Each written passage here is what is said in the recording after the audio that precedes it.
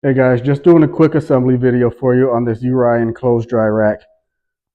So this is how it came in the box. Basically these two full separate pieces here. So this is like a middle support hanging bar, and this is the actual frame itself for it. So I'll set this bar aside, and then it's super simple. I wasn't sure at first, but it starts sliding. So really you fold out the legs very simply like that. And then one of the things that you'll see these ones doing that kind of threw me off at first, and I didn't understand why, is because this one has like these little pins here on the side. So you want to make sure that you get those freed, or else it gets kind of caught there.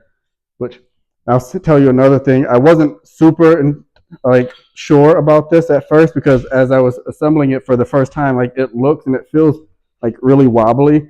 But after you actually get it fully assembled, it's actually like really sturdy. So I'm going to show that to you. So you can see now I have it kind of unfolded here.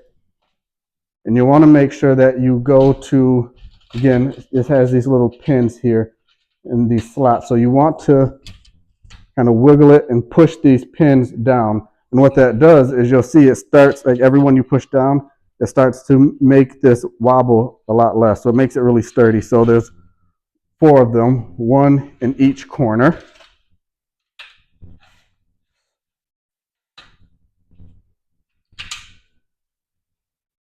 And I don't know if you can see, hopefully you can, how much of a difference that makes. And then here's your middle dry bar here. It has like these little tab things on it. And you just simply open it up to the width of your dry rack and set it down in the middle there.